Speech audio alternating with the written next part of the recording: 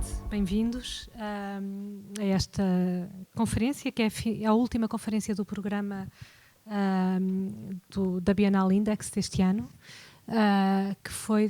que ainda está a durar, ainda temos um concerto hoje, ainda temos as exposições, dedicado ao tema da coexistência. E resolvemos encerrar também este debate, que teve vários momentos, passou por várias etapas de reflexão, que vão ficar quase todas disponíveis online, com uma conferência sobre esta ideia de coexistência planetária, que é uma ideia ampla, mas que eu penso que o nosso convidado tem aqui muitas coisas para nos ajudar a nutrir esta ideia. Nós estamos com Sename Kofi Agboudjinou, espero ter dito bem o nome, e quero começar por agradecer também a tua vinda cá. Merci beaucoup, Sename, pour être là avec nous, d'avoir accepté notre invitation. Je vais poursuivre un tout petit peu en português. Vou só fazer aqui uma breve leitura da nota biográfica do Sename. É mesmo algo muito curto, porque o percurso do Sename é grande. Sename Kofi Agboudjinou é um pensador, um autor, é ativista tecnológico, empresário social, é arquiteto urbanista, portanto a sua formação é design industrial, arquitetura e antropologia também. É curador de exposições e dá palestras e workshops um pouco por todo o mundo. Vão ver que estas práticas, todos estes campos fazem do Sename um pensador também transdisciplinar e todas estas experiências são convocadas. Sename é cofundador de L'Africaine d'Architecture, uma plataforma colaborativa de experimentação e investigação sobre a arquitetura e urbanismo africanos, e da Hub City Whole Labs, que eu acho que pode ser interessante depois, até quando for o momento de conversarmos, porque a ideia é termos aqui um momento de escuta, mas depois haver uma conversa, pensando que Braga tem este projeto, Braga Media Arts, e está também assente nesta relação entre a cidade, a arte e a tecnologia. Acho que pode haver aqui partilhas interessantes a fazer com a experiência com o Hub City Whole Labs, que é uma rede de centros tecnológicos togoleses, no Togo, Sename vem do Togo, que visa promover a equidade face à revolução digital. Sename trabalha com conceitos que incorporam elementos indígenas no design moderno, que implementa ao nível do produto, do edifício e do planeamento urbano. O seu trabalho desenvolve visões alternativas em torno de questões de arquitetura holística, computação primitiva, democracia na tecnologia e sustentabilidade urbana. E se calhar já vamos falar um pouco mais sobre tudo isto. Ou então fazemos perguntas depois também no final. Sename, merci beaucoup d'être là. Je te donne maintenant le stage, donc la parole. Merci. Allô. Je vous remercie pour l'invitation et l'accueil. Je vais parler pendant une demi-heure et après on va discuter. Pour la traduction, si ça va trop vite, n'hésitez pas à me faire signe d'une façon ou d'une autre pour que je m'adapte. Donc encore merci pour l'invitation. Le sujet que vous m'avez proposé de développer un peu, c'est la coexistence. Et en réalité, pour faire cela, et surtout pour ramener à moi et à ce que sont on va dire à la fois mes engagements théoriques et pratiques, je vais beaucoup plus parler de la modernité et de la relation de la modernité à la coexistence. Et il y en a, c'est même un des fondamentaux de la modernité, le sujet de la coexistence. Donc, ça fait maintenant un peu plus de 10 ans que j'essaie d'élaborer à ma façon une sorte de critique de la modernité. Alors, je ne suis pas très original, puisque c'est quelque chose d'assez installé désormais. Il y a des gens plus autorisés que moi, qui le font beaucoup mieux que moi. Moi, ma contribution, en réalité, c'est d'essayer de simplifier en proposant une explication un peu alternative et donc vraiment très simple de ce que c'est que la modernité. Et là-dessus, d'essayer d'en schématiser un peu le process, de sorte que si la compréhension devenait la plus simple possible, on serait moins tétanisé qu'actuellement pour pouvoir proposer des possibilités de l'adresser en réalité. Donc la grosse partie de ma contribution à cette critique de la modernité, c'est d'essayer de schématiser, de le rendre plus facilement compréhensible. Mais en cela, je ne suis pas, enfin, c'est plutôt de la paresse qu'autre chose. Et il y a une deuxième partie de cette contribution qui, là, est peut-être à tout point de vue originale, que j'essaierai aussi de vous partager. Mais d'abord, donc, ce que j'essaierai de communiquer, c'est cet effort de simplification dans l'explication de ce que c'est que le problème moderne. Et je le fais en essayant de toucher du doigt. D'abord, il faut expliquer que c'est un sujet très européen. C'est la modernité, quelque chose qui est né dans un espace géographique précis, qui est l'espace européen, et qui s'en est émancipé ensuite, certes, mais c'est un sujet très européen qui est devenu global. Et c'est un sujet qui s'expliquait complètement par rapport à ce qui étaient les réalités de l'Europe à une certaine période. Donc cette chose, la modernité, s'est cristallisée autour du XVIIIe siècle, mais elle a des racines un peu plus profondes dans le temps. Et il s'agissait, c'est ce qu'on appelle le libéralisme, en réalité de produire un individu européen le plus libéré possible d'un certain nombre de contraintes qui existaient à ce moment-là en Europe. Les contraintes étaient de toute nature, et le penseur européen, les philosophes se sont mis en projet de régler ce problème-là, de la domination en quelque sorte que subissait l'individu européen. Et en essayant de régler ce problème, et donc de développer toute l'idéologie libérale, puisque tout le libéralisme, c'est une grande éthique de libération de l'homme, on a produit presque par accident un certain nombre de problèmes dans la question de la coexistence. Alors, libérer l'homme a d'abord consisté en Europe à essayer de pacifier ce continent, parce que c'était un continent en permanence en guerre entre toutes les nations. Et pour pacifier le continent, une des propositions a été de trouver, même si ça n'a pas été formulé clairement comme cela, une des propositions philosophiques a été de trouver un nouvel ennemi. Et ce nouvel ennemi a été la nature. C'est-à-dire qu'on a fait paix en Europe, paix des armes, pour tous ensemble en tant qu'Européens se proposer d'aller conquérir ou de faire face à ce nouvel ennemi qui était la nature à soumettre, etc. etc. Donc le processus de soumission de la nature a aussi directement lien avec l'épopée coloniale, puisque c'est parce que certains individus à certains endroits de la planète étaient considérés comme naturels qu'il a été justifié d'aller les mettre aussi en servitude. Donc ça, c'est un des aspects. Mais la chose ne s'est pas, le sujet de la libération de l'individu européen ne s'est pas réglé seulement de la sorte. Il y a eu aussi un fort mouvement de ce qu'on appelle la privatisation des valeurs. C'est-à-dire que le sujet de la valeur, et notamment certainement que vous êtes familier à cela ici à Braga, plus singulièrement, la question de la croyance n'était pas une affaire individuelle. Donc la croyance était une affaire d'autorité.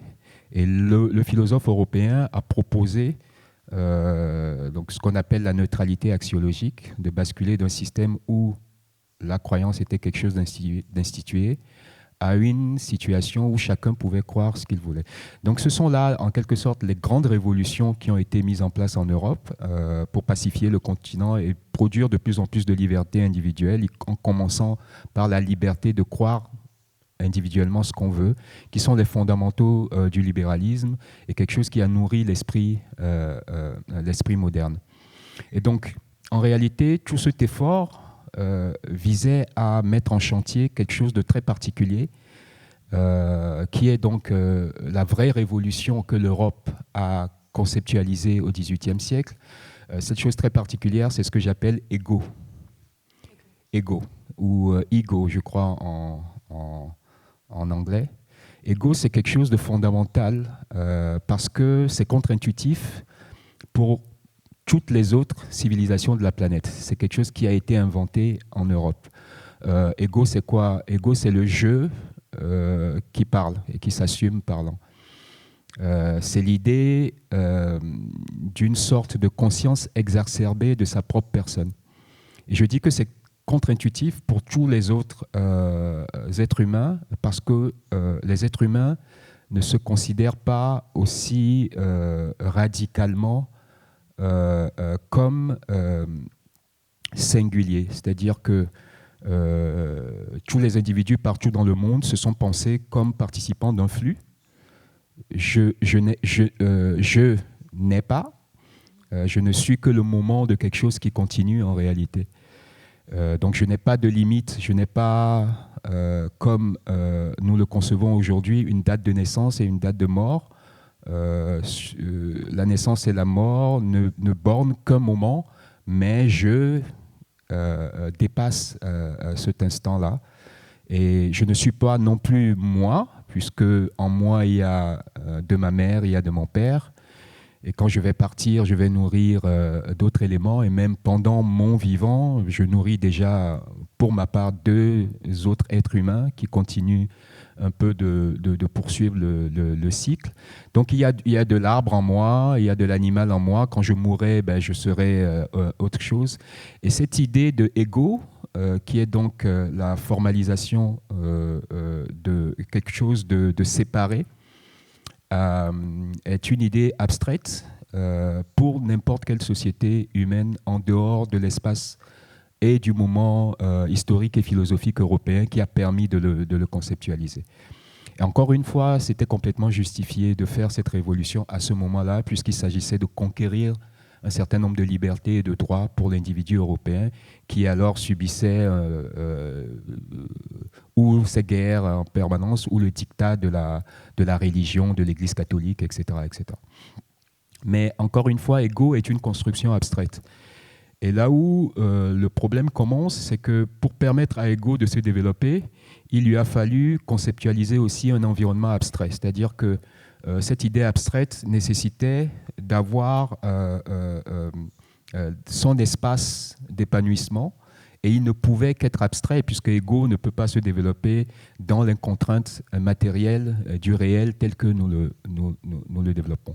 Donc le projet moderne, très vite, a confiné à un projet de réification dans le sens de corriger le réel ou de lui inventer une alternative, un réel de substitution qui serait un réel pensé pour qu'ego se meuve et se déploie tout à fait en tout épanouissement.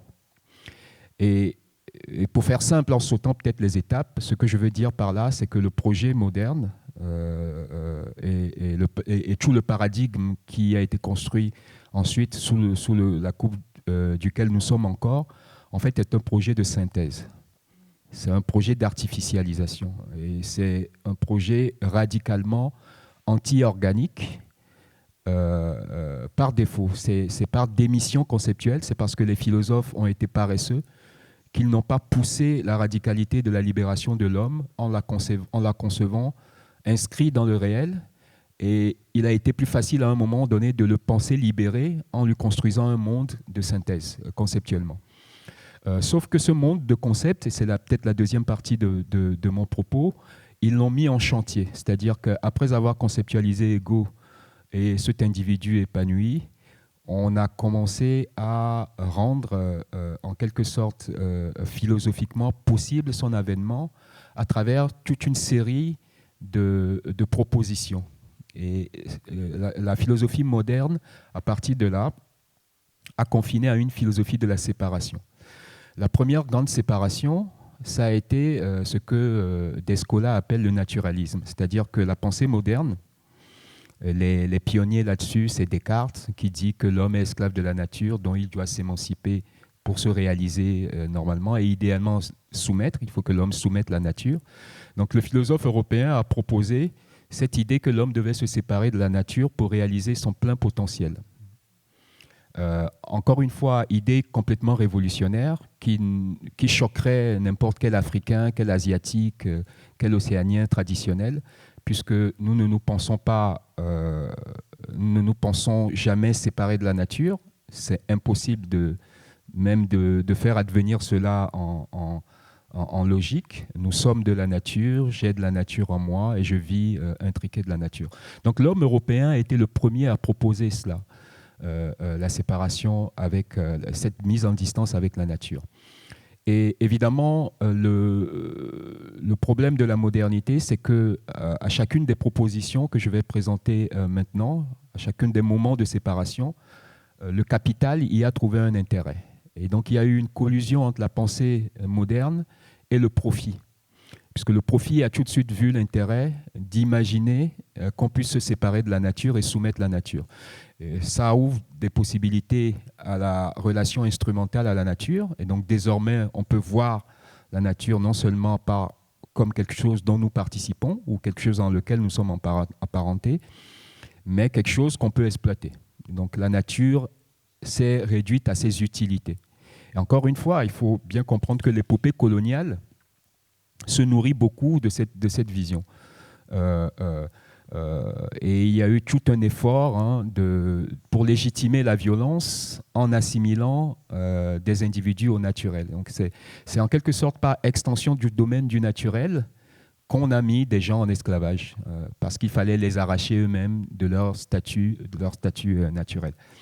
Alors il n'y a pas que les peuples non européens qui ont souffert de ce naturalisme, de la nature à soumettre le dernier bastion en quelque sorte en Europe même, si on en croit les thèses des écoféministes, ça a été la femme, puisque la femme est cet être qui maximise beaucoup de naturel en elle. Elle ressent la lune, etc. C'est pour ça qu'elle est hystérique. Et donc le projet naturaliste, si on en croit Death of Nature et tout le mouvement écoféministe, est aussi, en quelque sorte, un des leviers de ce qu'on appelle le patriarcat. Et donc le patriarcat serait une sorte de naturalisme sociétal, comme le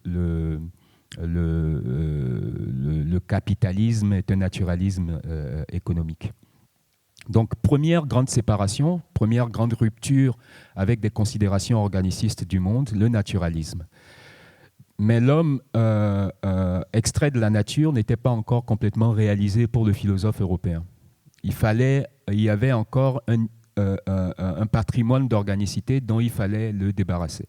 Donc à la suite du naturalisme, on s'est proposé on a formalisé une deuxième séparation, toujours dans le but de sculpter Ego, cet individu complètement illibéré de toutes les contraintes. Cette deuxième grande séparation, c'est l'individualisme. C'est-à-dire qu'on a modélisé en Europe le groupe sur le modèle de la nature. Et on a considéré que l'homme était aussi contraint en famille, en tribu, de liens, qu'il était contraint de lianes dans la nature. Et il fallait donc arracher l'homme de toutes ces contraintes et de tout le diktat du groupe pour qu'il se réalise complètement. Donc l'individualisme est le second niveau de séparation dans le processus de production de cet individu complètement libéré. L'individualisme lui-même a eu énormément de renforts de beaucoup de domaines. L'économie, bien sûr, puisque l'économie s'est emparée de ce sujet. Et tout ce qu'on appelle l'économie politique avec Adam Smith a tout de suite théorisé la concurrence de tous contre tous et l'égoïsme individuel comme étant la valeur suprême pour produire des sociétés épanouies. Et cette chose s'est faite d'ailleurs régulièrement à grand renfort de principes qui étaient complètement irrationnels, alors que la rationalité a expliqué la logique de cette série de séparations. Donc, dans le cas de l'économie, on a fait intervenir la main invisible, qui est complètement, en réalité, qui ne s'explique pas logiquement, pas rationnellement, mais on a produit, dans cet effort de rationalisation du monde, qui est le processus de séparer l'homme de ce qui le contraint, on a produit d'autres formes d'irrationnel complètement assumées, une forme de pensée magique justifiée par la rationalité elle-même. Et la main invisible en est. Mais l'économie n'est pas le seul domaine qui a beaucoup nourri l'individualisme. L'art en Europe a aussi beaucoup été un renfort de la production de cette deuxième grande séparation disorganique. Puisque l'art, dans toute la séquence des courants artistiques, à ce moment-là, classiques, romantiques, néoclassiques, etc., ont tous eu une constante qui est de défendre un individu isolé. Et c'est dans l'isolement et dans la capacité à jouir, à la jouissance personnelle, qu'on a vu qui sanctuarise la capacité de production et de consommation de l'art. Et donc l'art a été un des grands ciseaux qui a permis de produire l'individualisme. Donc voilà un peu comment j'explique les choses. Et donc, présenté de la sorte, vous voyez l'enjeu que cela propose à quelque chose qu'on pourrait appeler une radicalité de la coexistence, puisque ce que je présente là, c'est la première philosophie, c'est le premier système de pensée, c'est la première vision du monde qui a construit sa valeur sur de la séparation avec de la nature, puis la séparation avec le groupe. Maintenant, ce qui est peut-être moi, mon originalité, ma contribution à cette critique, puisque tout ce que je viens de dire là, tout le monde le dit désormais, hein, il n'y a pas un seul penseur économiste, puisqu'ils sont tous économistes maintenant, les penseurs, qui ne dit pas la même chose. Ce que j'ajoute pour compléter cela, c'est que on pense en réalité aujourd'hui que le problème moderne est achevé dans le passé et que nous ne faisons qu'en subir les conséquences. Mais que l'intentionnalité de la pensée des Lumières est atarie et que maintenant, on doit faire face aux conséquences de cette chose qu'on a construite et qu'il faut civiliser le monde d'aujourd'hui du problème moderne en accouchant d'autres choses. Et ce que je dis, c'est qu'en réalité, c'est trompeur de voir la chose comme ça, que la modernité n'est pas achevée dans le passé. En réalité, la modernité est dynamique. L'intention n'est pas réalisée et pire même, la modernité est véloce, c'est-à-dire qu'elle est en train, en ce moment même, d'amorcer son ultime mutation. Pourquoi ? Parce que ce que la pensée moderne occidentale, la pensée moderne européenne a théorisé, ce n'était pas seulement deux séparations. Il y avait un troisième niveau de séparation qui n'a pas pu se concrétiser parce que les moyens techniques de l'époque ne le permettaient pas. Qu'est-ce que c'est que cette troisième séparation ? C'est l'idée que l'homme, même séparé de la nature puis du groupe, n'était pas encore complètement réalisé parce qu'il avait encore une dernière contrainte organique, c'est son corps. Et que l'homme réellement achevé, l'homme dont le potentiel pouvait complètement être constaté, et ce serait un homme qui pourrait en quelque sorte abolir cette dernière contrainte d'organique qui est la chair. Et donc tuer la chair était déjà en projet dans la proposition moderne. Elle est prise en charge par des choses un peu complexes, beaucoup en littérature, mais l'idée qu'on puisse vivre uniquement en conscience et se déployer sans être contraint par l'enveloppe charnelle et toute la médiocrité de ce dernier bastion d'organicité était déjà présent dans les Lumières. Seulement, les moyens d'activer cette troisième séparation n'existaient pas. Et vous commencez à comprendre que, quand je dis que la modernité est véloce, c'est que désormais, le projet moderne, en fait, est actuel. Elle peut achever son plein potentiel parce que de plus en plus, nous émergeons dans un monde où les conditions techniques pour tuer la chair, tuer le corps et doper la conscience sont en place. Et donc la modernité pourrait se réaliser désormais de façon radicale, dans sa pure radicalité. Donc le problème de notre époque, c'est un problème de la radicalité de la modernité. Ce n'est pas un problème de régler ce que la modernité nous a laissé en legs. La modernité n'a jamais été aussi actuelle qu'aujourd'hui. Il y a un lien direct de cette situation aux politiques.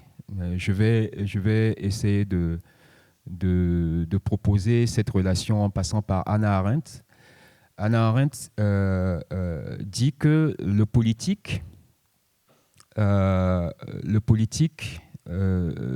est une production du désir d'immortalité et qu'il y a chez les hommes, dans l'investissement de faire du commun, de produire de la coexistence, une conscience qui les met qui les meut, c'est la conscience de leur mortalité. C'est parce que nous savons que nous sommes mortels que nous investissons le politique. Et le politique étant le seul moyen pour nous d'être immortels, de produire quelque chose qui nous survit. Et donc il y a une relation de la condition humaine et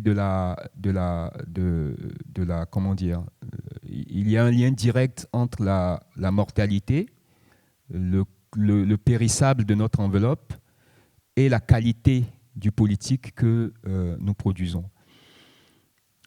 En cela, elle est très proche sans exactement dire la même chose de Heidegger, puisque Heidegger dit que nous habitons en tant que mortels, en parlant d'habiter en tant que prendre soin du monde. Et ce n'est que parce que nous sommes mortels que nous prenons soin du monde.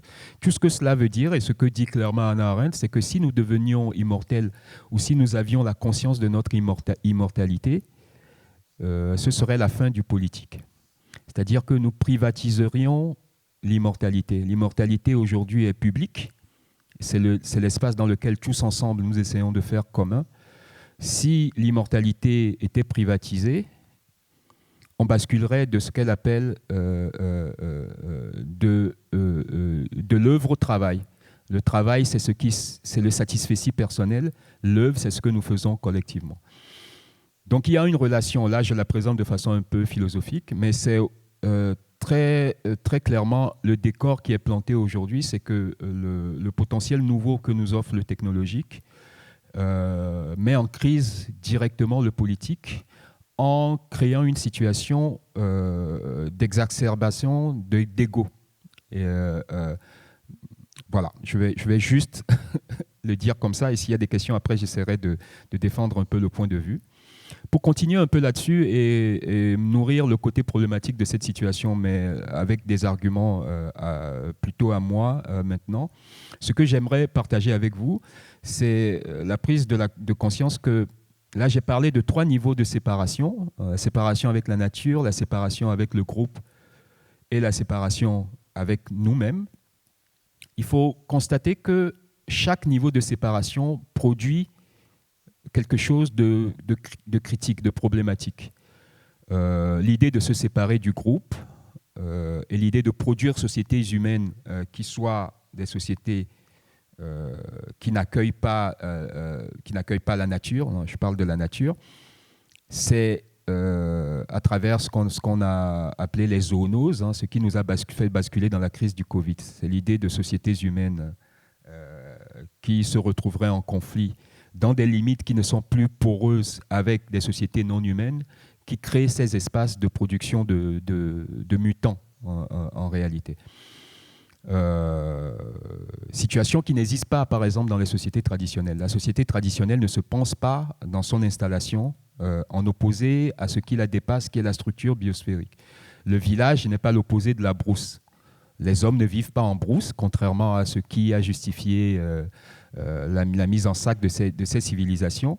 Mais l'espace des hommes n'est pas de l'anti-brousse. Il y a de la brousse dans l'espace des hommes et il y a de l'humain dans l'espace sauvage. Et il y a toute une série de médiations pour passer d'un espace à l'autre et tout un tas de rituels pour concilier les deux civilisations, la civilisation humaine et la civilisation non humaine. Mais la radicalité de cette séparation proposée par l'Occident est ce qui crée, donc, par exemple, les crises comme la crise du Covid. La séparation avec la nature produit tout un espace problématique aussi de la marchandisation du vivant. C'est le vivant d'éprouvettes, le vivant breveté, etc., etc. Donc cette première séparation a en potentiel tout un espace de production d'éléments, bon, je vais dire mutants, mais d'éléments problématiques. Vous avez le même problème dans le deuxième niveau de séparation. Quand on imagine que l'homme peut être séparé du groupe, on crée tout un espace de possibilités problématiques dont l'incarnation suprême aujourd'hui est la question de l'économie. Puisque l'économie qui était du service n'est désormais plus quelque chose qui nous sert, hein, c'est quelque chose que nous servons. Ce n'est pas seulement une science qui souligne nos relations, c'est un espace autonome qui s'est abstrait du service et qui s'est abstrait de la structure sociale à la faveur de cette possibilité qu'on a envisagé que l'homme pouvait vivre en concurrence avec les autres hommes et qui a développé cet espace, une forme d'hégémonie et un caractère, comment dire, de surplomb par rapport à nos sociétés. Donc désormais, l'économie, c'est nous qui devons la servir. Nous devons régulièrement sauver l'économie. Ce n'est pas l'économie qui nous sauve. Et quand j'essayais d'expliquer ça il y a quelques temps, j'avais du mal, mais maintenant j'ai l'exemple parfait de ça. Qui se souvient de la dame qui a été Premier ministre en Grande-Bretagne récemment, qui a fait 6 jours et qui est... Comment elle s'appelle?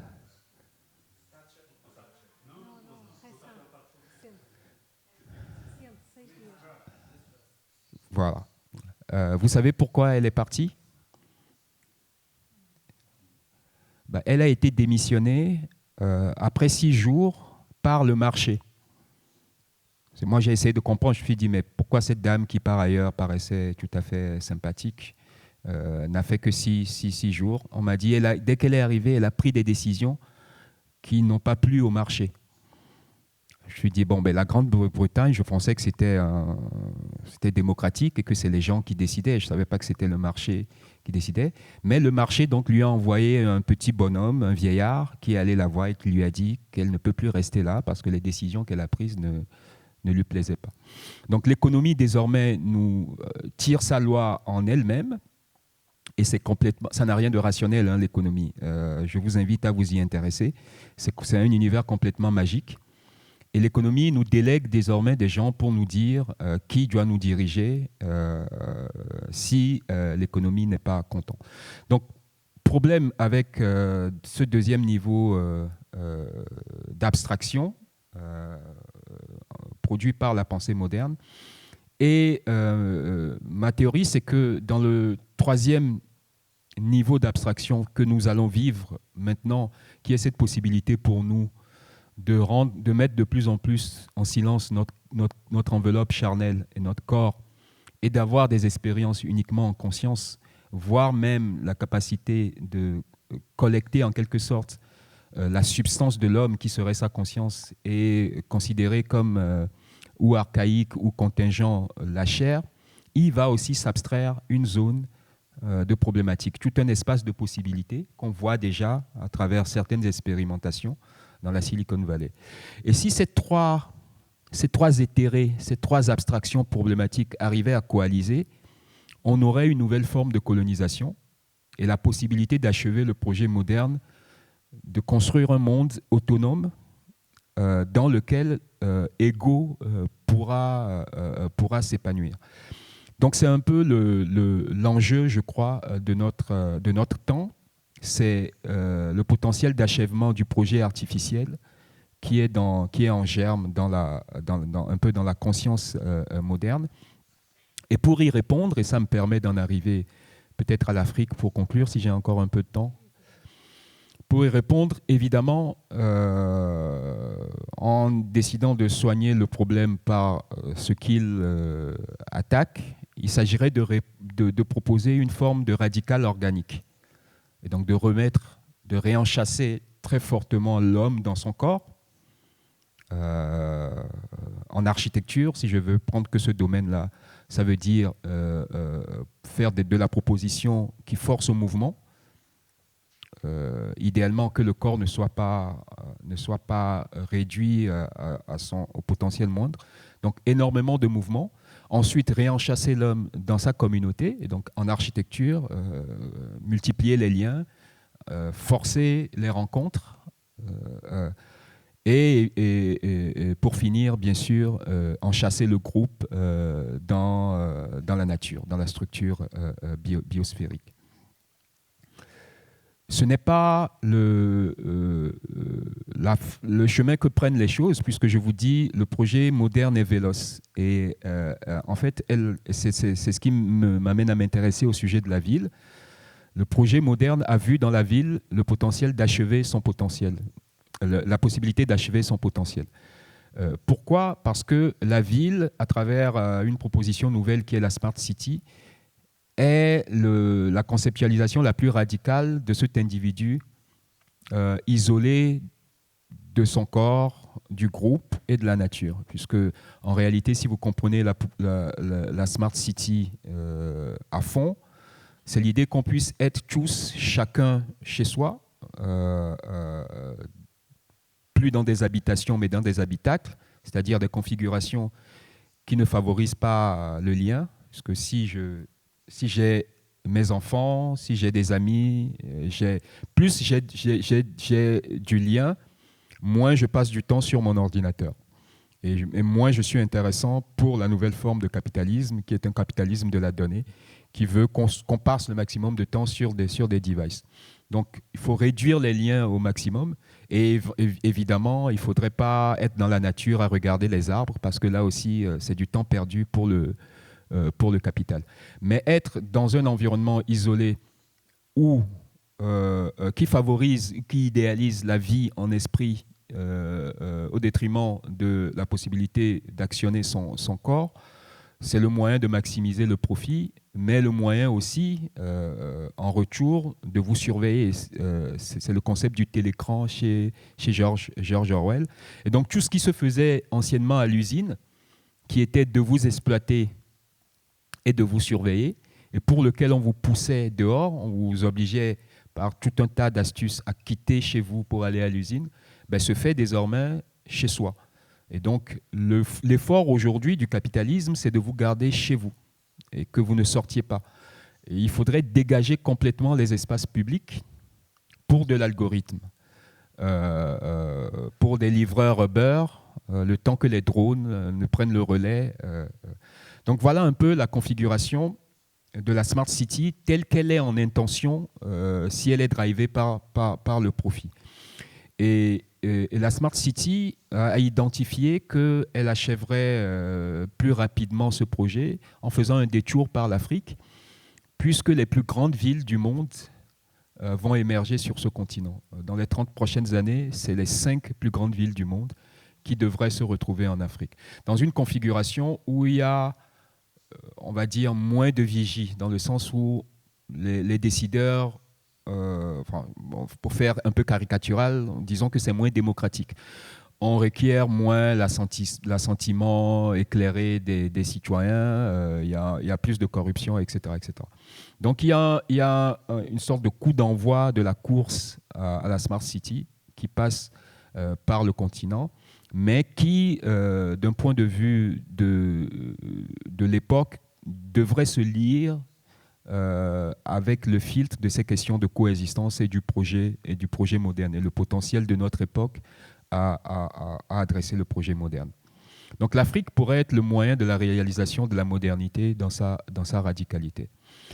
C'est aussi le continent qui a le plus de potentiel, paradoxalement, de corriger le projet moderne. Il faut savoir que le projet moderne lui-même est challengé par un certain nombre de mouvements actuellement. Le premier des mouvements, c'est ce qu'on appelle l'Anthropocène.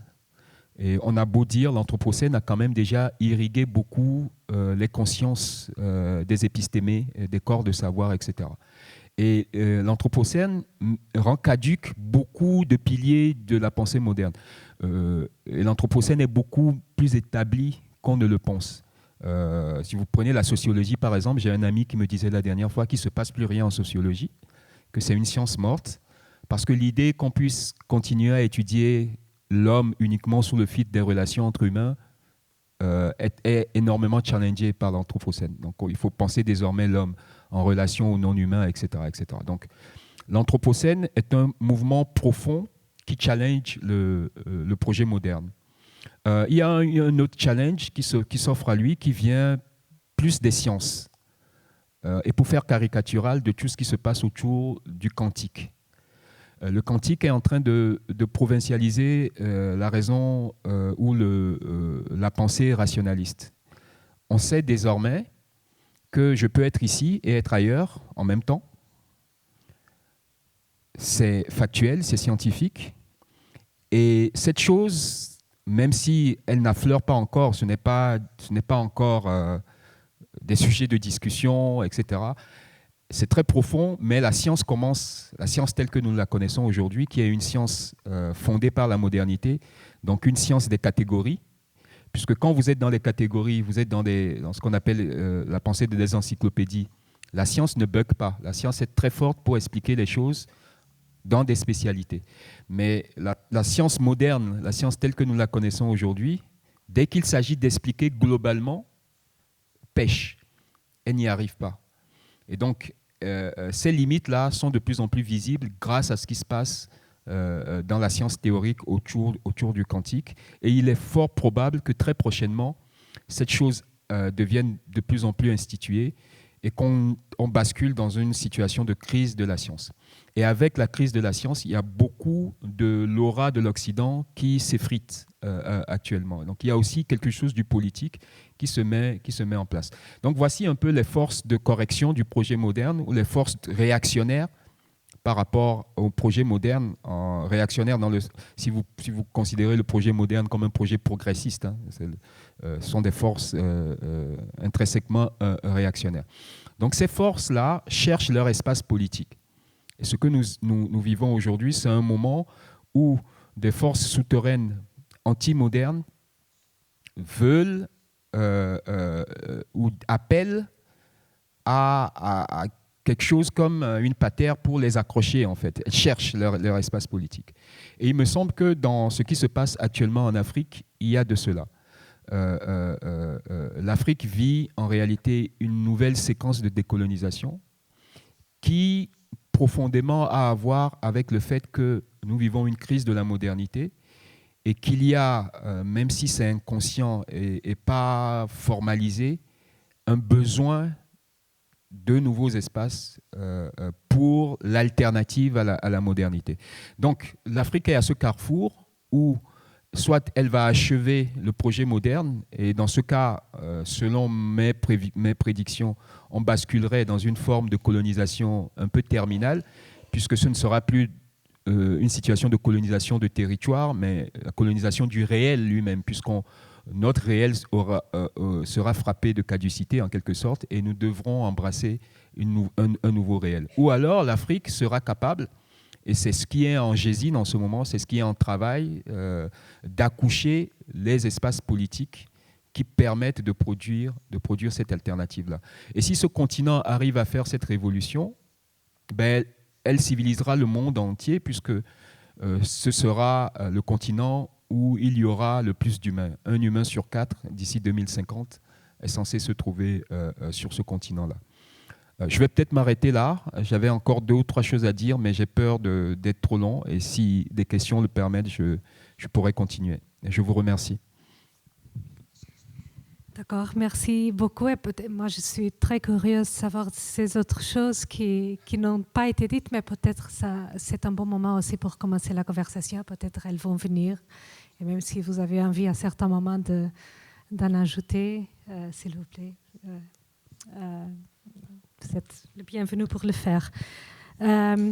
L'idée maintenant, c'est qu'on commence ici à discuter un peu, mais après, je voulais bien élargir la conversation à l'audience. Donc, si vous avez des questions, des partages que vous voulez faire, vous pouvez commencer déjà à essayer de les formuler, mais pour vous donner aussi un peu de temps, je vais commencer. Et il y a beaucoup de choses que je voulais il y a beaucoup de questions que je peux poser, des topics que peut-être on peut développer un peu plus. Et j'ai trouvé très intéressant la façon dont, au début, vous avez présenté tout un écosystème de la séparation. Et ça, c'est une question dans les différents niveaux, et même comme l'art aussi participe à ça, comme les imaginaires, l'économie, tout notre rapport à la nature. J'ai trouvé très intéressant aussi parce que ça a créé une très forte résonance avec la conversation qu'on a eue ici avant avec Hélène Lima. On a parlé vraiment de cette... aussi, je crois que des stratégies pour contrarier cette séparation venue d'une autre perspective, d'une autre de Abya Yala, donc de ce qu'on connaît normalement comme l'Amérique du Sud. Donc, il y a de plus en plus ces voix et ces forces, comme vous avez mentionné maintenant à la fin, ces forces qui se cherchent à exprimer politiquement, mais aussi créativement au niveau de l'imaginaire, devenir réel, non? Et j'ai trouvé aussi très intéressant cette perspective de que ni la modernité n'est pas dans le passé, le colonial n'est pas dans le passé non plus. Et là, on sait qu'il y a tout un processus de décolonisation à faire, qui est cette décolonisation du réel et de l'imaginaire, de la pensée, des corps. Et là, je pense comme j'essaie de faire une petite synthèse, que c'est pas facile, mais et aussi de faire des liens avec des conversations qu'on a ici, parce que cette question aussi de comment les technologies sont en train de créer ces derniers moments de séparation. Où je crois qu'on a adressé ça aussi dans les premières conversations, surtout avec Joanna Moll et Tatiana Basticelli. On a parlé vraiment de cette société de vigilance aussi, mais comment entrer là et créer une disruption dans cette... donc merci beaucoup pour toute cette...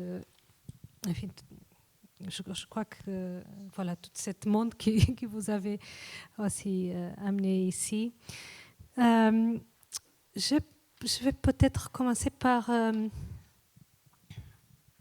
une question qui va lier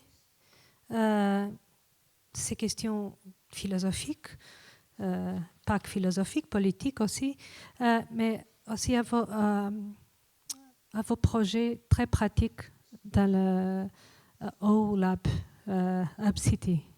Parce qu'en effet, on ne parle pas ici d'un rejet des technologies, même pas un rejet des portables, des apps, pas un rejet, mais de les prendre en charge autrement. Donc, ce n'est pas rejeter tout ce qui est en train de venir, mais faire autrement pour relier précisément. Donc, je trouve ça... je me demande si vous pouvez parler un peu de ça, parce que ça peut aider aussi à concrétiser comment cette résistance à la séparation se fait, même avec les instruments qui nous séparent, qui ont été faits par le marché, par nous séparer. Je ne sais pas si je suis claire, mais... Donc, Oui, ce qu'il faut entendre dans ce que j'ai dit, c'est que le problème qu'on a en réalité, c'est un problème de paradigme. Et le paradigme, c'est le truc le plus difficile à adresser parce que c'est justement ce dont on n'a pas conscience. C'est ce qui nous agit sans qu'on en ait conscience parce que c'est le paradigme. Et donc, on a un problème de paradigme. Et tu as raison d'insister sur les questions d'imaginaire. En réalité, pour adresser le problème d'aujourd'hui, ce qu'il faudrait, c'est produire un nouveau paradigme. Donc, développer un nouvel imaginaire largement partagé qui nous commande en quelque sorte. Et moi, là-dessus, j'invite à regarder à d'autres géographies et voir qu'est-ce que d'autres sociétés ont pu produire comme imaginaire pour voir s'il n'y a pas dans cet inventaire la possibilité de voir de nouvelles formes d'imaginaire ou de systèmes de pensée cohérents qui, eux, ne soient pas des systèmes de pensée de la séparation. Et voir ils pourraient avoir le potentiel, ces systèmes de pensée-là, de passer à l'échelle. Parce que l'enjeu aujourd'hui, c'est de proposer quelque chose à l'échelle. Parce que le problème des systèmes de pensée des sociétés traditionnelles, c'est qu'elles fonctionnent dans la cohérence du territoire et des peuples. Mais aujourd'hui, il faudrait proposer quelque chose qui ait les mêmes qualités que le paradigme capitaliste ou le paradigme du profit, c'est-à-dire qu'il soit partagé. Donc ça, c'est le premier enjeu. Il y a un enjeu d'imaginaire. Parce que, en réalité, une idée vraie n'a pas.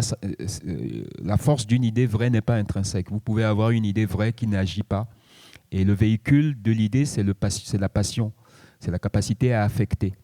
Et c'est ce que prend en charge l'imaginaire. Donc, et là-dessus, on a un gros adversaire, puisque l'entité moderne a énormément de ressources pour affecter. Il faudrait développer ou des astuces ou de nouvelles fédérations de ressources pour proposer de nouveaux imaginaires véhicules. Et donc, il y a une grosse responsabilité des artistes, effectivement, dans le problème que nous avons à régler. Maintenant, pour en arriver à la question de la technologie, là aussi, c'est un problème de paradigme. Les technologies, moi, je dis qu'elles ne sont pas mauvaises. Les technologies naissent bonnes. C'est le paradigme qui les pervertit. C'est le paradigme dans lequel elles sont développées. Surtout les technologies du digital. Quand vous prenez les technologies du digital, en tout cas la dernière séquence, c'est des technologies qui sont en tout point de vue organiques. C'est des technologies du pair à pair. C'est des technologies de la redistributivité. Il y a beaucoup de démocratie dans le potentiel du digital. C'est parce que le digital passe par la Silicon Valley et des laboratoires d'innovation qui forcent son potentiel à rentrer dans le corset marchand qu'on a aujourd'hui des devices qui sont complètement empreints de la philosophie de la séparation. Mais on prendrait le digital en potentiel, on le mettrait dans d'autres formes de laboratoires d'innovation verrouillé sur, cette fois-ci, l'éthique de faire de l'organique, qu'on aurait en bout de processus d'innovation des technologies complètement différentes de celles qu'on a aujourd'hui. C'est ce que nous, on essaie de faire très modestement à Lomé, avec le projet UpCity.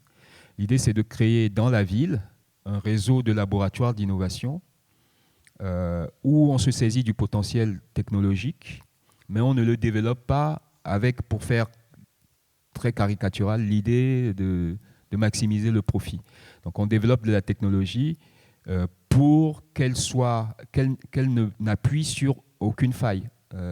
En rien, elle n'incube de la possibilité de rentrer en conflit avec la nature, d'être en conflit entre humains et de se retrouver soi-même séparé de soi. Donc c'est le cahier des charges. Et pourquoi on le fait dans le quartier? Parce que le problème du projet moderne, c'est l'échelle.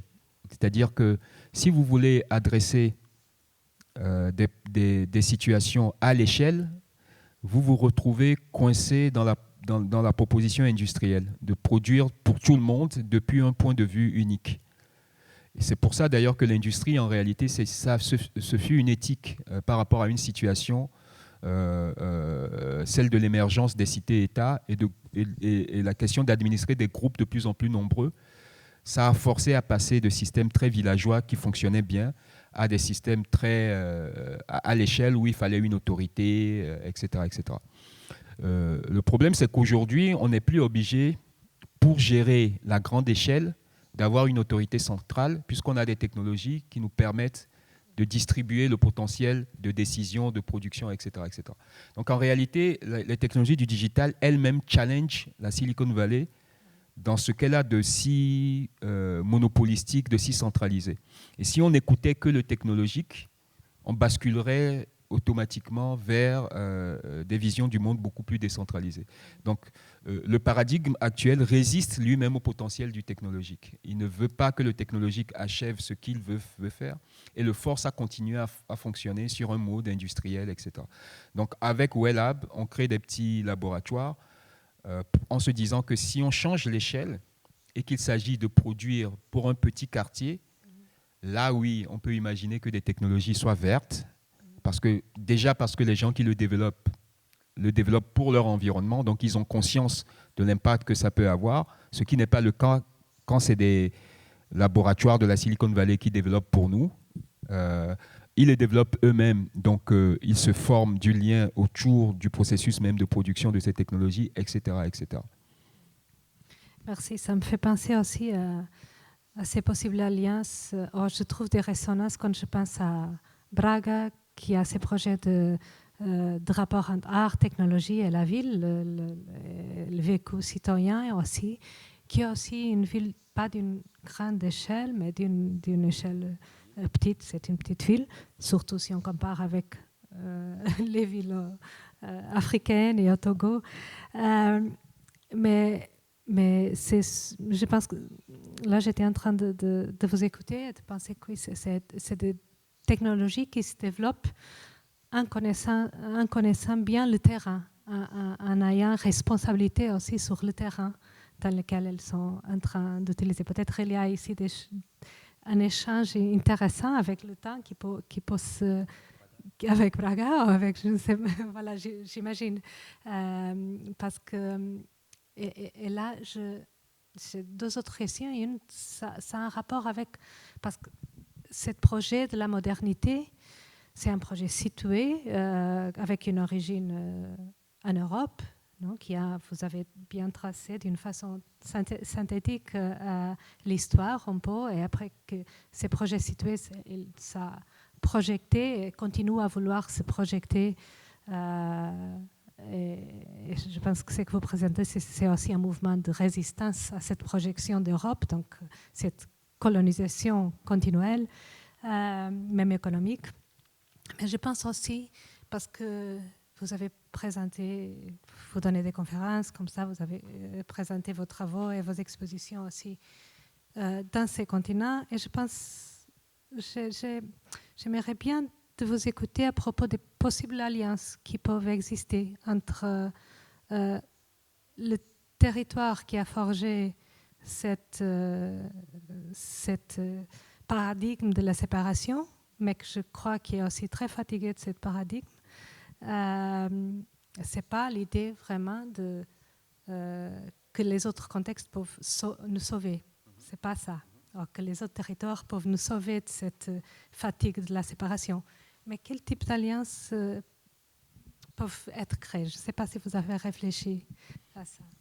Ma présence ici, déjà, en Afrique, j'ai très peu d'espace comme celui-là, avec toute la légitimation qu'il construit. Donc, c'est déjà une possibilité de collaboration. C'est-à-dire que les gens qui portent le discours que j'ai ont besoin de l'Europe pour avoir l'espace de passer les premières étapes avant de revenir en Afrique et d'articuler avec du concret. Sans cette possibilité, ce que je fais sur le continent, qui est très difficile, le serait encore plus, parce que je n'aurais même pas cette lumière qui peut me protéger des coups que je pourrais prendre là-bas. Donc il y a déjà, je pense que la mise en chantier en Europe même est très contrainte. En tout cas, quand je parle de l'Europe un peu centrale, la France, etc., certainement que dans des plus petits pays comme le Portugal, on peut expérimenter des choses. Mais il me semble que le projet moderne est allé tellement loin déjà en Europe qu'il y a très peu de marge pour remettre en chantier ou en jachère un projet organique radical, parce que la chose s'est beaucoup... voilà, ça s'est cristallisé à un niveau très élevé. Alors qu'en Afrique, il y a de l'espace. Il y a des failles et surtout, il y a un chamboulement un peu politique qui se met en place. Et si on arrivait à la faveur de ce changement, ça ne va pas se faire tout de suite. Peut-être les gens vont se tromper, vont se casser la gueule, ça va reprendre, etc. Mais il y avait déjà une possibilité, parce que l'État était démissionnaire, de mettre en chantier des choses, des expérimentations. Et il va y avoir d'autres possibilités aujourd'hui, parce qu'il y a des États qui arrivent et qui professent qu'ils sont contre, même s'ils ne le disent pas comme ça, le projet moderne. Et c'est des États qu'on peut mettre en face de leurs responsabilités, de nous faire de l'espace à nous autres pour expérimenter des choses. Donc, La collaboration, en tout cas instinctivement, me semble être beaucoup plus dans le caractère intellectuel et la protection que l'Europe peut accorder. Mais pour ce qui est de l'expérimentation, il y en aura forcément plus, de mon point de vue, dans la périphérie qu'en Europe même. Mais on peut se retrouver à la fois sur l'intellectuel et sur l'expérimentation. Vous en vous déplaçant pour expérimenter et nous en nous déplaçant pour avoir l'espace de pouvoir déployer le théorique. Oui. Ça fait partie aussi du changement de paradigme, comme ce sont des outils pour... Oui, complètement. Oui. Ouais. J'ai trouvé très intéressant maintenant ce que vous avez dit, vous avez parlé de la faille et des possibilités. Donc peut-être c'est ça qu'on a besoin aussi de regarder, c'est où sont les failles pour ouvrir les possibilités. Et là, ça m'a fait penser aussi parce qu'une des séparations, de ces dernières séparations que vous avez mentionnées, c'est cette séparation avec le corps. Et ça me fait penser encore une fois à la conversation qu'on a eu tout à l'heure avec Hélène, qui parlait aussi en effet de forêt, en effet des arbres, en effet des animaux. Donc je crois qu'il y a des résonances très proches. Donc nos corps ont tous ces liens, tous ces lianes, comme ça, toute cette complexité. Et ça m'a fait penser aussi à une conversation qu'on a eu le week-end passé avec Johanna Moll, qui est une artiste qui travaille beaucoup sur toutes les informations que les sites internet, Google, les grandes entreprises gardent sur nous, des informations très privées, la quantité de surveillance, l'énorme surveillance qui existe sur notre vie privée. Et en ce moment, elle est en train de travailler avec une chorégraphe sur les effets dans le corps. Donc, comment ça est en train de produire des attaques de panique. C'est comme si il y a aussi une faille au niveau des technologies, que le corps apparaît et qui dit, voilà, là, il y a la possibilité de faire autrement, peut-être dans cette faille qui est une très grande fragilité. On connaît bien ça, la fatigue technologique, les attaques de panique qui peuvent exister, ce sentiment d'être trop lié à des appareils comme ça. Donc là, peut-être il y a aussi une faille. Je ne sais pas si... Oui, non, complètement. L'organique résiste et il faut observer toutes les formes de révulsion.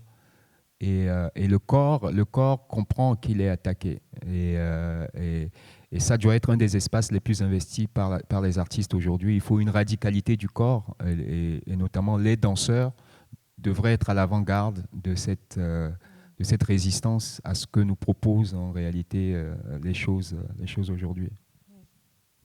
Peut-être je vais commencer à ouvrir la conversation vers ce côté-là. Faire un cercle qui n'est pas vraiment un cercle, mais on peut imaginer que c'est un cercle. Donc, se tiverem algumas questões, podem colocar em português, porque serão traduzidas. Yeah.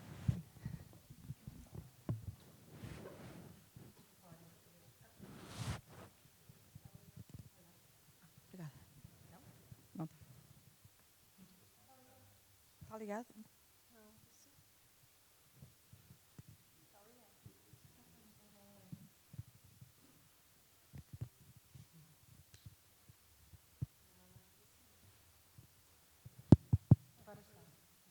Agora sim?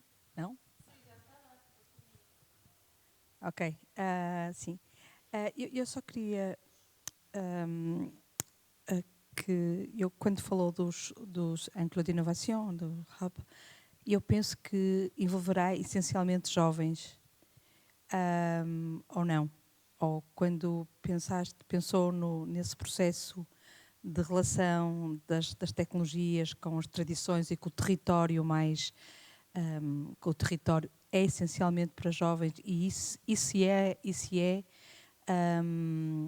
também um ato, é também parte desse ato político, dessa mudança, como fosse uma espécie de falha, uma oportunidade para os envolver e para não os alienar do que se passa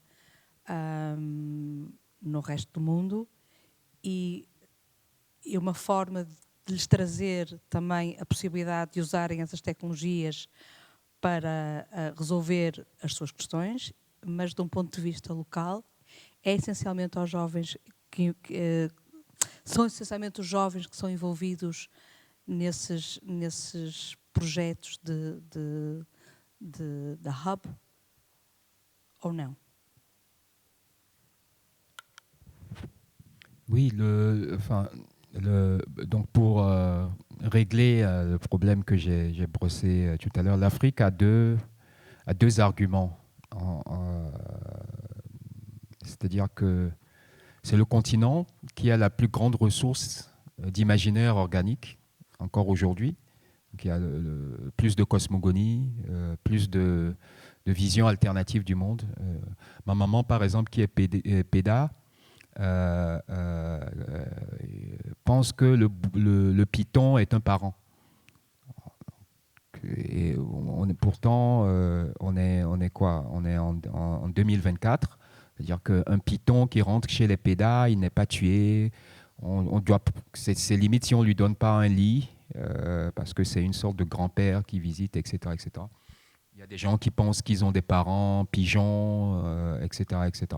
Donc c'est quand même le territoire où il y a le plus, encore aujourd'hui, hein, en tout cas en termes de masse, les imaginaires dont nous devrions nous servir pour construire ce paradigme différent.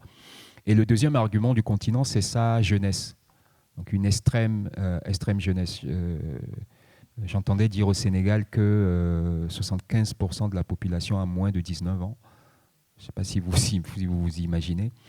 Donc si ces deux ressources arrivaient à coaliser, l'Afrique serait réellement à l'avant-garde de cette proposition alternative.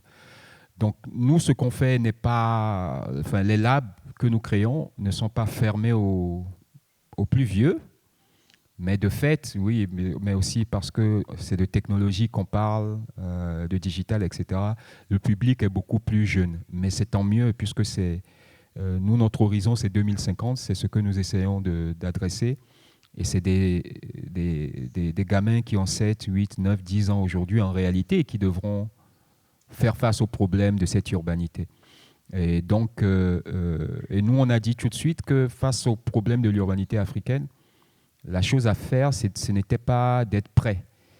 L'idée qu'il faut être prêt et développer tout pour que ça se passe bien est un peu illusoire parce que c'est une urbanité tellement inédite qu'on ne sait pas comment ça va se passer. Et les solutions qu'on pourrait mettre en place aujourd'hui pourraient être complètement caduques parce qu'il y a eu un angle mort dans notre analyse de la chose. Par contre, si on est préparé, c'est-à-dire qu'on commence à faire dès aujourd'hui des Africains qui, quelle que soit l'ampleur du problème, peuvent le régler, là, on a plus de chances. Donc, c'est ce qu'on fait. On fait des citadins qui, demain, normalement, devraient pouvoir retomber sur leurs pattes, quel que soit le problème. Donc, on s'adresse aux jeunes, par défaut, en quelque sorte.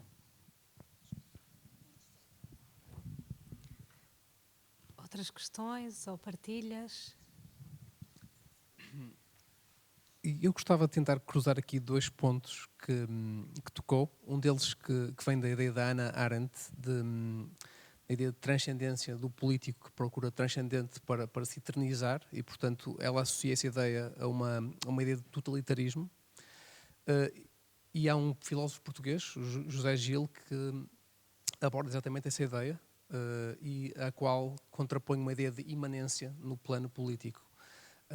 E o meu ponto tem a ver com aquilo que falou, com uma relação quase telúrica com a terra, com a natureza, e o que tem isso também de imanente, e se isso poderá servir como modelo, tendo a tecnologia como um aliado, como nas suas práticas acontece, como é que vê esta relação entre uma ideia de imanência, tecnologia e eventualmente uma convivência mais democrática, ou uma coexistência mais democrática?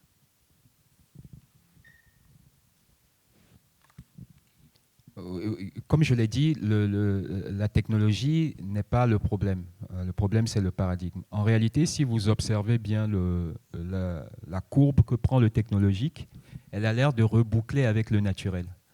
C'est-à-dire qu'on a des technologies de plus en plus organiques, de plus en plus distribuées. Elles ne sont pas du tout modernes, les technologies. Elles sont très primitives dans leur essence. Et on tend de plus en plus, avec le quantique, vers des ordinateurs de carbone. Donc en réalité, le technologique, si on la laisse elle-même avancer, boucle avec la nature. Donc cette possibilité de jonction du technologique et du naturel, pas du transnaturel à la Silicon Valley, est en potentiel dans le technologique lui-même. Donc il faudrait juste l'accompagner. Tout l'effort de la Silicon Valley aujourd'hui, justement, c'est de différer cette possibilité du technologique de reboucler.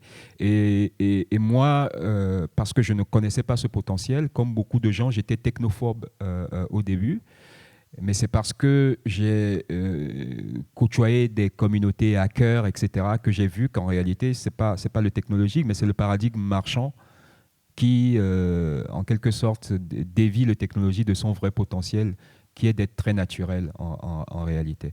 Donc, ce que je fais, moi, c'est que pour hâter cette possibilité de reconnexion du technologique avec le naturel, je pars de la course que l'humain a proposée, ou la trajectoire que l'humain a proposée pour passer du naturel au technologique. Puisque la toute première technologie que l'humanité a inventée, c'est le groupe. C'est l'idée d'ajouter de l'homme à l'homme. Pas de l'humain augmenté avec des capteurs dans le corps, mais l'idée qu'on pouvait être ensemble. Parce que si on est ensemble, on peut plus facilement mémoriser tout ce que je viens de dire là. On peut plus facilement bouger les tables, etc. Donc l'humain a très vite compris le potentiel technologique qu'il y avait à s'associer à d'autres humains. Et ils ont développé énormément de complexité pour rendre cela possible. Il y a énormément de complexité dans les groupes, dans les structures sociales, beaucoup plus que dans du technologique en réalité. Et cette complexité-là a toujours inspiré le technologique. Le technologique a été très respectueux de la structure sociale, l'a vu comme un modèle et seulement quelque chose au service duquel il faudrait être. Mais avec les nouvelles technologies du digital, mais parce qu'elles sont entre les mains, je dis la Silicon Valley, mais il n'y a pas que la Silicon Valley, il y a les laboratoires chinois qui ont aussi une approche très techno-capitaliste. Le technologique, pour la première fois, prétend ne plus avoir le social comme modèle, mais proposer du social à la place du social. Ce qui fait que le technologique aujourd'hui écrase toutes les structures sociales que nous avions. Maintenant, si vous mettez le technologique à sa bonne place, en lui rappelant son lien d'origine avec du naturel, puisque c'est l'observation de la nature qui a été le modèle pour construire des sociétés humaines, et puis c'est le modèle des structures sociales qui a inspiré tous les auxiliaires, les premiers outils, etc. Vous pouvez recréer l'espace de reconnexion du technologique avec la nature. De toute façon, ce n'est que ça que demandent en réalité les technologies du digital. Merci.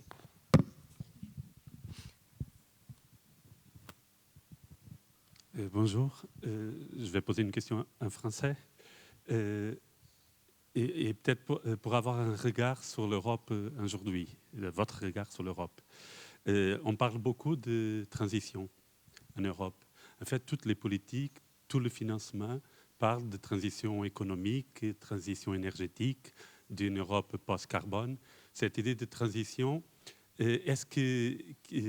comment le voyez en fait cette transition? Est-ce que finalement, par rapport à ce que vous avez dit, elle est une impossibilité parce qu'elle s'est faite sur le même paradigme, ou il y a un peu d'espoir, je ne sais pas, est-ce qu'il y a quelque chose là-dedans? Est-ce que vous me comprenez? Oui. Oui. Votre français est très, très clair, très bien. Depuis hier, j'essaie de vous en convaincre. Il est très compréhensible. Sans un changement de paradigme, j'ai peur que tout ce qu'on fait ne soit limité en réalité. Et le problème de l'Europe, c'est qu'on a atteint un niveau, une sorte de foi dans la stabilité des concepts. C'est-à-dire que l'Europe n'est plus qu'entre les mains de techniciens. Et les techniciens, ils ne challengent pas le paradigme. Les techniciens, ils restent engoncés dans le paradigme et essaient de développer, ils font des réformes en fait. Mais ils ne challengent pas le paradigme. Ils trouvent des solutions à l'intérieur du paradigme. Ce qu'il faudrait, c'est des gens qui s'autorisent à renverser complètement le paradigme. Et tout ce qu'on va proposer, même si ça fait sens et que ça peut régler ponctuellement le problème, ne sera pas efficace s'il est toujours drivé par des logiques marchands. L'homme européen est persuadé que la logique du profit, c'est comme les tables de la loi, c'est descendu du ciel. On ne peut plus revenir en arrière. Et en réalité, les enjeux qu'on a aujourd'hui, les challenges d'aujourd'hui, ce qu'ils appellent, c'est ça, c'est qu'on en finisse avec la logique du profit. Et on n'arrive pas à le formaliser en Europe aussi radicalement que des sociétés qui, parce qu'elles ont vécu d'autres façons de voir le monde et d'autres façons d'être mises en relation, arrivent, elles, à le formaliser.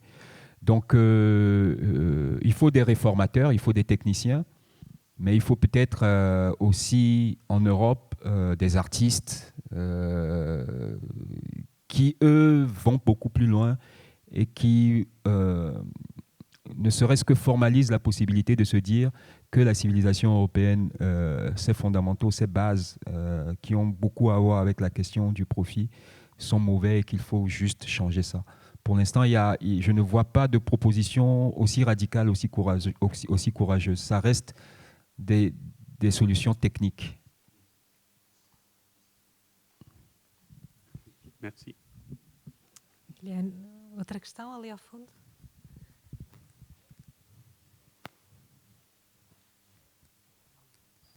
Il en faut des solutions techniques. Je ne veux pas dire non, il faut, en attendant, investissons tout ce qui nous permet techniquement, surtout à l'échelle, de régler le problème. Fica bastante claro tudo aquilo que você coloca para nós como desafios a serem enfrentados. Mas aí eu gostaria de perguntar, numa espécie de provocação mesmo, qual seria o papel do Estado quando você propõe uma revolução de ideias, de paradigmas, de reformulações? Qual seria o papel do Estado, uma vez que justamente o capital é talvez o maior desafio, porque é ele que forma a maior parte dos políticos que estão formulando a legislação em qualquer parte do mundo nesse momento?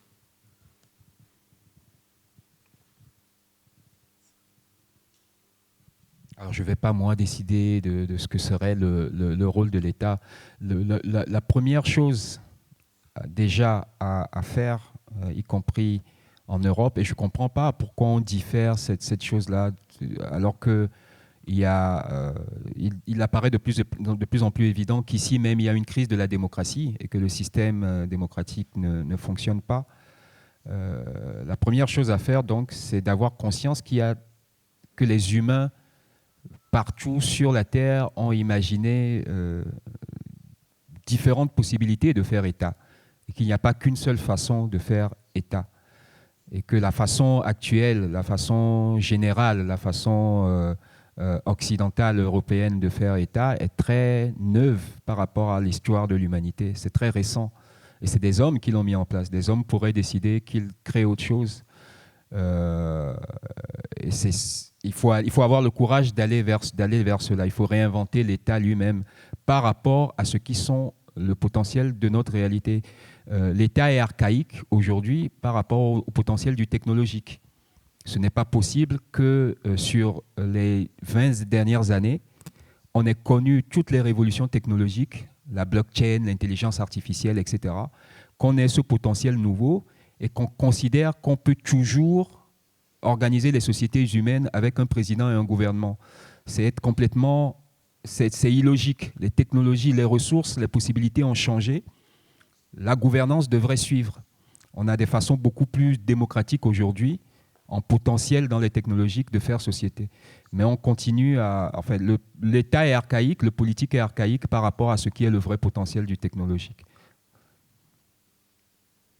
Et l'Europe, qui a produit cette grande radicalité qui est la modernité, normalement devrait être capable de reproduire une nouvelle radicalité. Ce dont on se rend compte, c'est que les Européens sont devenus un peu grassouillés philosophiquement. Vous êtes installés dans une forme de stabilité. Il n'y a plus de philosophie radicale, ou en tout cas, peut-être que la chose par le profit s'est tellement cristallisé qu'il n'y a plus de marge désormais dans la structure européenne telle qu'elle est aujourd'hui pour qu'émerge de la radicalité de la pensée. Et dans cette configuration, il faut peut-être passer la main à d'autres géographies et leur donner les moyens, eux, de construire cette alternative-là. Une forme de réparation aussi, que c'est une des questions que... Oui, oui, oui. Je ne sais pas s'il y a une autre question, partage. Oui, lá. Pode ser uma pergunta em inglês? Sim, Sim? penso que sim. Se for preciso para a tradutora, eu posso dizê-la depois em português. Estou só a falar aqui com a tradutora para dizer que a pergunta vai ser feita em inglês. Sim. Sim. Many of the issues you talk about today are because we live in a time with a very narrow anthropology. The narrow anthropology is modernity, capitalism, and how it entangles. So we only have some options for ways of being, how we use our time, and on what scale. So if we think about our digital devices, it puts us in a certain scale, in a certain way of being, and in a certain mode of time. But we know the human species is very diverse, and they live in very different ways. The Sami in the north of Finland and Sweden use reindeer time because they co-live with the reindeer.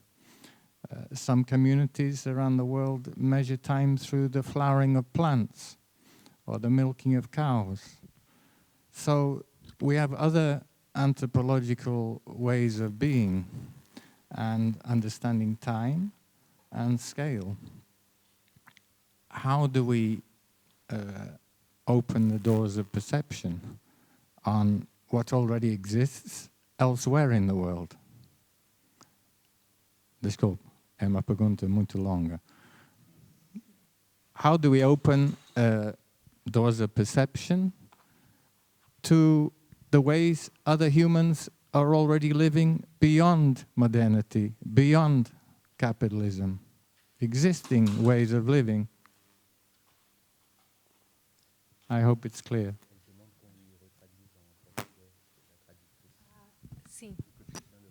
Sim, eu posso dizer em português, assim, de uma forma que se calhar não é tão completa, mas vou tentar fazê-lo.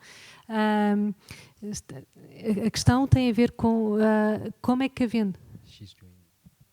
ela está a fazê-lo, está a fazer a tradução, não é preciso.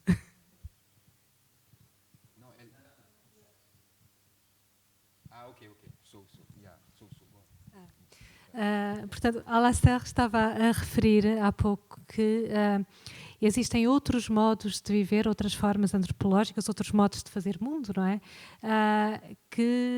Múltiplos e que não se coadunam, não dizem respeito só à modernidade. E deu exemplos também do povo Sami na Finlândia, Sami na Finlândia e outros. E a questão era como é que abrimos as portas da percepção para que esses outros saberes, estas outras formas, não é, de fazer, de nos relacionarmos com as diferentes escalas do mundo, com as diferentes temporalidades, não é? Estou assim. Como é que abrimos as portas da percepção para acolher estes saberes? Oui, alors je m'empresse de préciser que quand je parlais de l'hégémonie de l'entité moderne et de son centre d'émergence qui est l'Europe, ce que j'ai oublié de dire, c'est qu'elle a mis en crise en Europe même des visions organicistes du monde. Hein. Il y a pas, l'Europe même était traditionnelle et il y avait beaucoup de vision du monde qui était très proche en réalité de ce qu'on voit dans des sociétés extra-européennes. Donc en Europe même, beaucoup de la violence a été exercée avant qu'elle ne s'émancipe du continent et qu'elle serve à soumettre d'autres populations. Maintenant, la question, c'est comment on accueille ces visions alternatives du monde.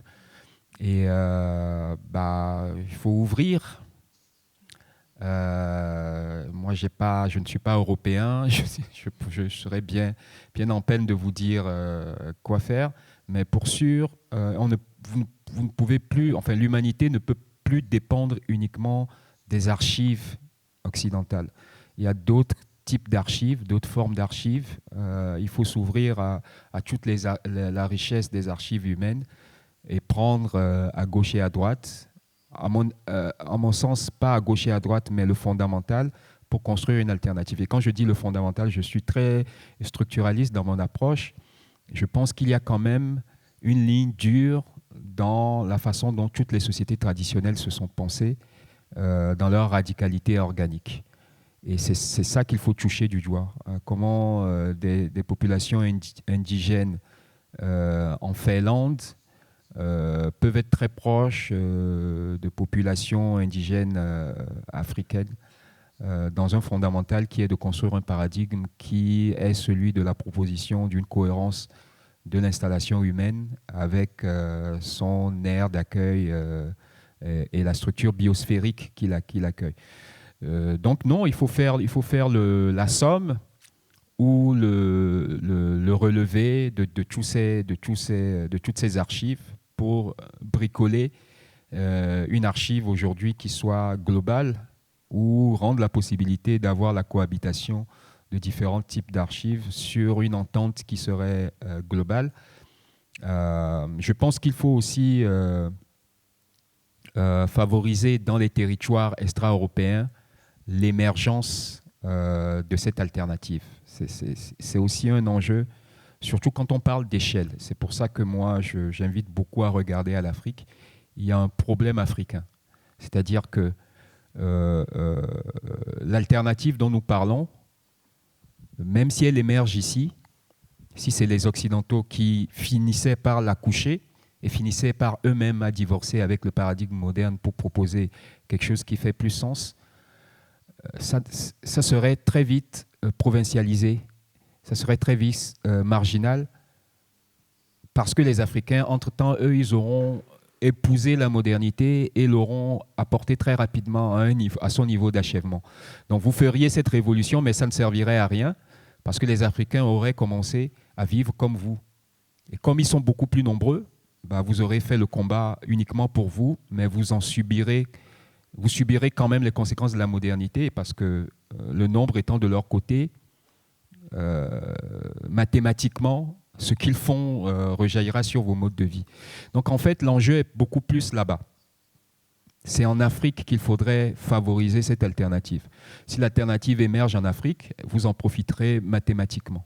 C'est pour ça que l'Occident doit changer complètement sa relation à ce continent. Pendant longtemps, la logique, même si elle n'est pas assumée, a été de mettre le continent africain dans une forme de végétation, d'avachissement, et on a considéré que c'était le meilleur moyen pour les Occidentaux de tirer profit de cette relation. Vu la démographie qu'on a en Afrique, cette posture n'est plus tenable. Il faut se dépêcher d'aider les Africains à être épanouis. Parce que s'ils continuent à rester exploitables au niveau multidinaire où ils seront, même l'exploiteur va en souffrir. Donc il se passe quelque chose actuellement qu'il faut favoriser dans le bon sens,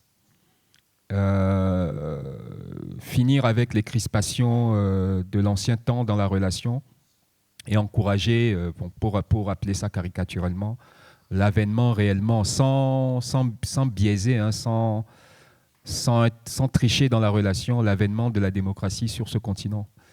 Et si vous créez la marge pour que les Africains réellement, en étant honnêtes avec eux, réussissent à à déployer leur énergie et que cet appel à la liberté qui est maintenant celle de la jeunesse africaine avait les possibilités de se réaliser, ce ne serait pas seulement un combat que vous mèneriez pour les Africains, mais que vous mèneriez pour l'humanité entière. Le problème aujourd'hui, c'est que l'Occident continue à avoir un rapport très archaïque à ce continent à un moment où ce rapport-là ne vous profite plus. S'il n'y a pas une question urgente, moi je ferai une dernière, mais s'il y a une question, un autre commentaire, je crois que sinon je fais une dernière seulement pour clôturer ici un peu la conversation, parce qu'on va avoir aussi une performance au Théâtre Cirque à 9h30. Ah non, pas Théâtre Cirque, désolé, c'est ici, Generation Black Box, en haut, deuxième étage. Ma question se connecte un peu avec la conférence d'hier, le travail de Code 9 qui va présenter son spectacle aujourd'hui. Parce qu'hier, il a été ici dans une conversation et on a beaucoup parlé sur les fictions soniques et sur la question de la fiction pour créer des mondes alternatifs. Changer de paradigme peut-être, même si on n'a pas hier, si je me souviens bien, entendu parler de changement de paradigme. Mais je voulais revenir à cette question de l'art, de l'importance de l'art pour ces projets de changement de paradigme, et surtout de la fiction, parce que parfois on pense beaucoup que la fiction, ça peut être opposé à la réalité, ça c'est une vision pour réduite des choses, de la dynamique des choses. Et quand vous avez parlé de ces changements qui sont en train de s'opérer, vous avez parlé de l'anthropocène et vous avez parlé aussi de la science et du quantique. Cet exemple qui on peut être ici, on peut être ailleurs en même temps. Ça paraît presque du domaine de la fiction scientifique. C'est que Code 9 travaille aussi dans son travail de fiction. Mais ça m'a fait beaucoup penser à ce livre qui malheureusement n'est pas encore traduit en portugais de Leonora Miano, Rouge Impératrice. Parce que là, je ne sais pas si vous avez lu ce livre, mais dans Rouge Impératrice, Miano, qui est une écrivaine camerounaise, elle montre une Afrique qui dans 200, 300 ans, je ne sais pas, mais dans le futur, qui s'est fermée au reste du monde et qui est très, très développée technologiquement, mais qui a aussi fait... L'Europe est dans un état de catastrophe absolue, les choses sont inversées un peu. Et il y a tout un développement qui a aussi un lien avec le quantique, mais qui a aussi un lien avec les savoirs traditionnels, très anciens. Donc il y a dans cette fiction, mais qui ça me paraît aussi une sorte de fiction très politique et une sorte d'horizon politique que je crois qu'elle écrit dans ses romans.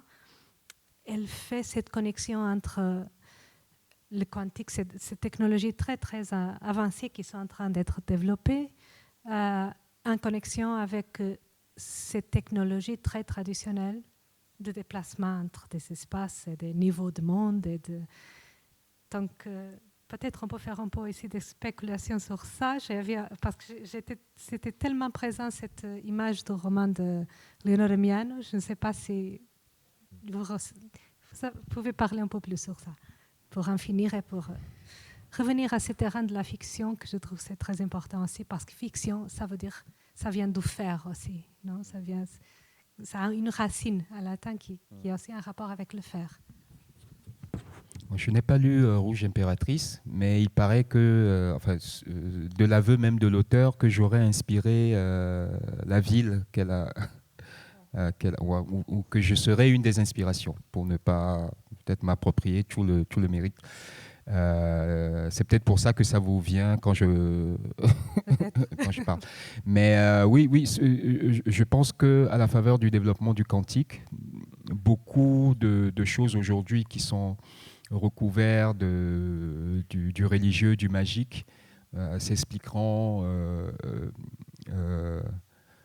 beaucoup plus simplement, et que des systèmes de croyances africains, mais pas que, traditionnels, seront réhabilités. Voilà.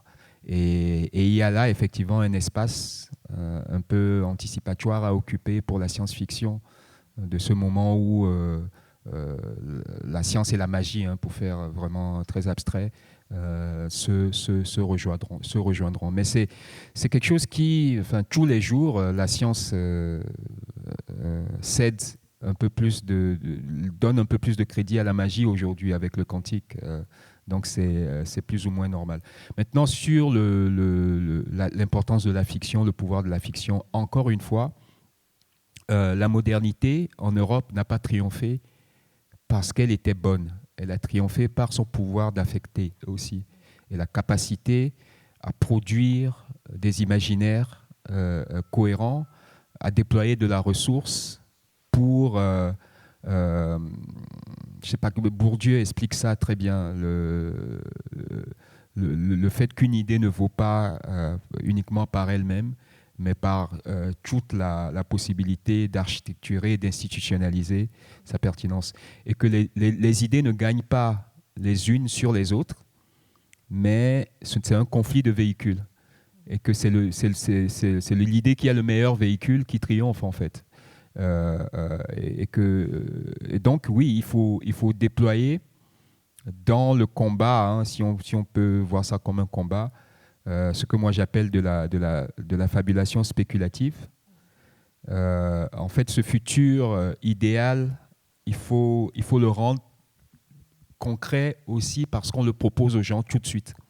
Et ça passe par des médias, de l'art, et même de l'art un peu massifié. C'est-à-dire que moi, j'aurai les ressources de Walt Disney. Je vous persuade de ce que je dis là, et je vous le fais toucher du doigt beaucoup plus facilement en réalité. Et en faisant cela, j'en active la possibilité beaucoup plus fortement. L'imaginaire dans lequel les choses peuvent émerger. Exactement. Les réalités peuvent émerger. Bon, peut-être, je crois que c'est l'heure d'arrêter un peu. Merci beaucoup. Bon, merci beaucoup, à tous. E muito obrigado pela vossa presença.